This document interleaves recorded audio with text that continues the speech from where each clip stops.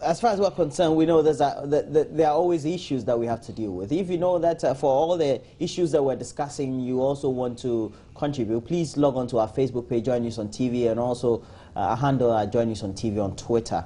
And it's been just about 24 hours when we had the news release from the Minister of Communications that the former Minister for the Ashanti region, Dr.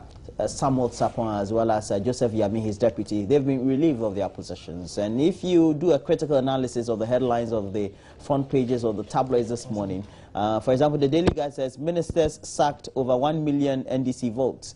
And there were reactions from some party leaders yesterday, and it seems to suggest that this had been brewing, but also they were worried about what the outcome of the votes or the performance of the party could be in the 2016 general elections. And so the president needed to make a contentious, a serious decision as to whether to make them stay or not.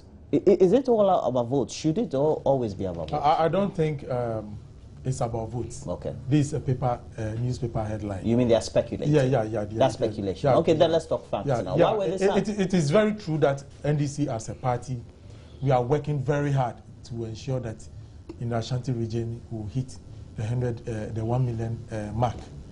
For that one, it is a political strategy that we are working hard at, and I believe with some of the developmental projects that we are doing within the Ashanti region, come 2016 we are going to hit. But that is not the reason why these ministers have been sacked. Okay. Yeah. When you are made a minister or a deputy minister, you have a responsibility, first of all, to the country, because His Excellency the President has given you that power to oversee the development of that particular area. It is not your personal property or your personal wish to do to be, let's say, put in place as a minister. No, you are being put there to on an assigned how do you call it, role.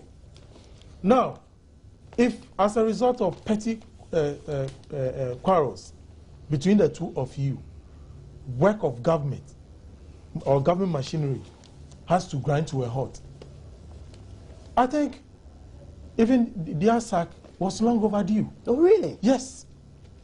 So it's because of that they are causing rancor and disagreement and disaffection for the party in the region. Even not the party. So the speculation in the tabloids could be closer to the truth. For the party, maybe Yami has his supporters, Sapon has his supporters. Fine. But I'm talking in terms of national development, the development of the Ashanti region, which is of great concern to His Excellency the President. And that's the reason why he fired them. Because you've been put there to ensure that developmental programs and activities within the region will be honest. Okay? So if you decide to shift or to forget that role and then decide to pick up quarrels between the two of you, and then that will go a long way to affect development within the region, then the president has done the right thing. It's a big lesson to all ministers, deputy ministers. Now look, when you are assigned those particular roles, you are not being signed. You have a greater responsibility because of your personal interest. No, you've been assigned that role to serve the people. So they were pursuing their personal interest. Yes, this is personal interest. This is not the interest of the nation. If you were put in that position, what would you have done? So far, you haven't been put in any ministerial position. You have to be sacked. It's a pity. I think you need to be given a position.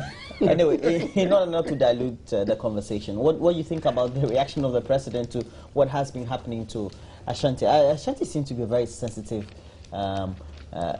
region for, especially when it comes to the NDC government. Well, because it's a stronghold of your party, of course. Of course, and they don't like the numbers. They are always afraid of the numbers. You say. The numbers are big, so as much as possible.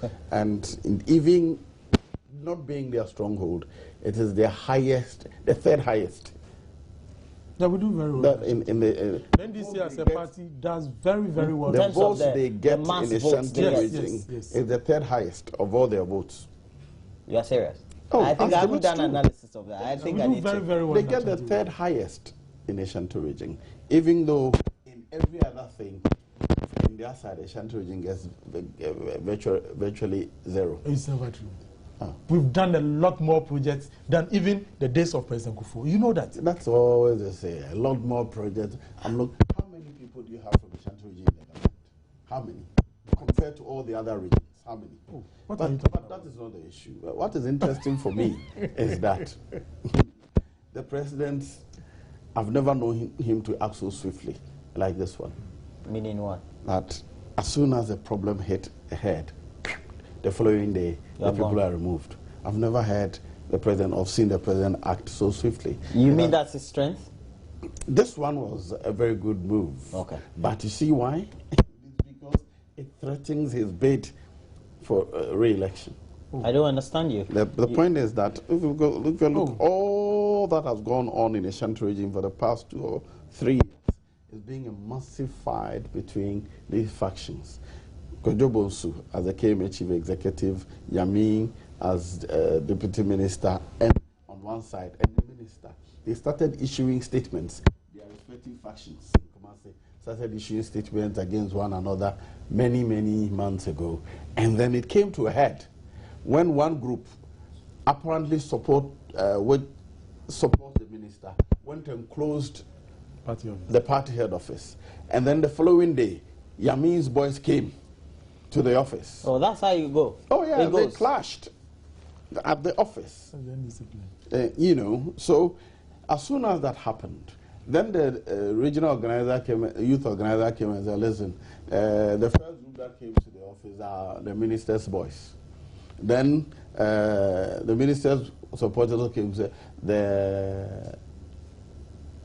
what do they call them? They call them task force. The task force is Yamin's boys. So the fight that had been going on in the background now came into the open. And then those who are interested in the political analysis started pointing out to the president that, hey, you stand to lose your votes if you permit these things to continue. And swiftly. So it's more about his votes. Because none of the discussions have I heard anything about Ashanti's development. None of the discussions so far. I'm telling you that I'm telling you, it's about development, please, and nothing else. Please, if it were about development, you would be questioning Kojobosu. Where are all the internally generated funds of KMA? Where are they used? KMA all the good things that are being done. Where? If from KMA, anything? Where? Show me. I live in Kumasi. So today you're making this man look very bad. No, I live in Kumasi. I have property in Kumasi. I have an office there, I have a house there. I go there very frequently, every weekend. And you still think you're not happy? That you don't feel that there's a city authority anywhere. Apart from KJT area that you see, what do you call them, the city guards. You don't feel that there's a city authority anywhere.